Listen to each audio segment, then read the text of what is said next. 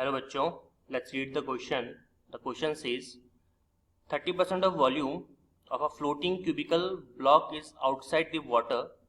The relative density of block is 0.3, 0.6, 0.4, 0.7.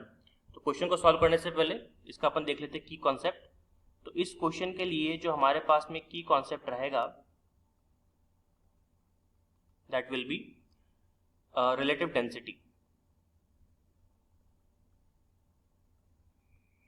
Relative density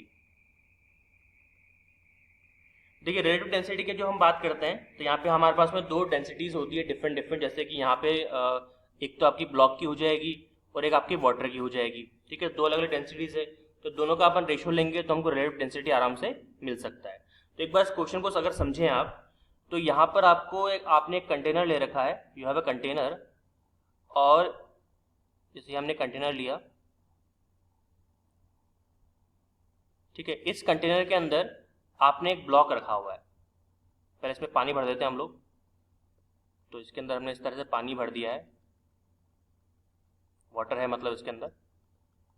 और फिर इसके अंदर आपने क्या रखा है, एक छोटा सा ब्लॉक रख दिया आपने इस तरह से. ठीक है, ये आपका ब्लॉक है. अब मुझे बात बताइए, जब मैं इस ब्लॉक को वाटर में रखूंगा तो इसका कुछ ना कुछ वेट होगा. तो ये वेट कहाँ रहेगा, नीचे की तरफ रहेगा अकॉर्डिंग टू ग्रेविटी. तो मान लेते हैं इसका वेट कितना है, इसका वेट है आपका mg. अब जब आप ब्लॉक को पानी में रखोगे तो पानी भी तो उसको ऊपर की तरफ धकेलेगा, जिसको अपन क्या बोलते हैं, बायोंट फोर्स. तो यहाँ पे आपको बायोंट फोर्स लग रहा है. ठीक है, मतलब जितना भी वेट क्यूब का है उसको बैलेंस आउट कौन कर रहा है, बायोंट फोर्स इसको बैलेंस आउट कर रहा है. तो वी कैन से दैट, हम क्या बोल सकते हैं कि बायोंट फोर्स जो है वो किसको बैलेंस आउट कर रहा है, वो वेट ऑफ क्यूब को बैलेंस आउट कर रहा है. और आपको पता है कि बायोंट फोर्स क्या होता है आपका, that is density into volume. तो मतलब मैं इसको कैसे लिख सकता हूं, मैं इसको लिख सकता हूं रो डैश इनटू वॉल्यूम. ठीक है, वॉल्यूम इज इक्वल्स टू, ये आपका हो जाएगा, किसके इक्वल हो जाएगा, ये आपका हो जाएगा रो इनटू वॉल्यूम डैश. राइट. तो पहला जो यहाँ पे वॉल्यूम आप देख रहे हो, जो अपन वी डैश ले रहे हैं, ये वी डैश है लिक्विड का. ये है आपका लिक्विड का वॉल्यूम, इसको लिक्विड का वॉल्यूम देते हैं. और ये जो है वो सॉलिड का है, इसको मैं सॉलिड मार्क कर देता हूँ. ठीक है, चलिए अब यहाँ पे देखिए, यहाँ पे अगर हम बात करें तो इसको अगर मैं थोड़ा सा मॉडिफाई करूँ तो ये फॉर्मूले को मैं कैसे मॉडिफाई कर सकता हूँ, इसको मैं ऐसे लिख सकता हूँ, दैट इज आपका rho dash upon rho is equals to v dash upon v. ठीक है, अब यहाँ पे देखिए, अब आपको पता है कि v डैश अपॉन v, ये v जो है ना, ये आपका टोटल है, दिस इज टोटल. तो इसको मैं एक काम कर, इसको मैं यहाँ से हटाता हूँ, ये सॉलिड नहीं, सॉरी, ये टोटल वॉल्यूम होगा, ये मैंने गलती से लिख दिया यहाँ पे. ये आपका टोटल वॉल्यूम है. टोटल वॉल्यूम के अंदर क्यूब का ही वॉल्यूम आ गया और लिक्विड का ही वॉल्यूम आ गया. तो क्यूब का वॉल्यूम अगर मैं देखूँ यहाँ पे, ये टोटल में, तो देखिए अगर मैं यहाँ पे v डैश की बात करता हूँ जो कि लिक्विड का है, तो यहाँ पे क्वेश्चन में ध्यान से देखिए क्या दे रखा है आपको, 30% वॉल्यूम ऑफ फ्लोटिंग क्यूब. तो क्यूब का वॉल्यूम कितना दे रखा है आपको, 30%.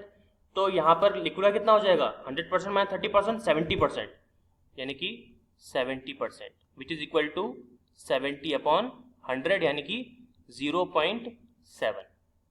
और अगर मैं यहाँ पे बात करूँ टोटल मतलब क्यूब की, अगर मैं यहाँ पे क्यूब की बात करता हूँ सॉलिड की, तो ये आपका हो जाएगा कितना, 30%. तो 30% का मतलब हो गया 30 डिवाइडेड बाय 1000, यानी कि 0.3. तो टोटल के अंदर क्या करोगे आप, 0.7 को 0.3 के साथ क्या कर दोगे, ऐड कर दोगे. तो चलिए निकालते हैं रिलेटिव आपकी डेंसिटी. रिलेटिव डेंसिटी कैसे निकालोगे, that is rho dash upon rho will be equal to, liquid का है 0.7 अपॉन 0.7 प्लस 0.3. तो बताइए जब सॉल्व करेंगे तो कितना आंसर आएगा, 0.7 डिवाइडेड बाय ये आपका 1, यानी कि आंसर कितना आ गया, दैट इज 0.7. तो वी कैन से दैट कि आपको जो यहाँ पे वैल्यू मिलेगी, that is rho dash upon rho, it will be equal to 0.7.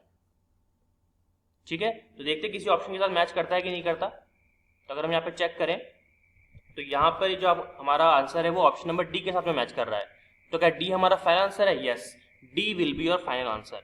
Hope you understood well. All the very best.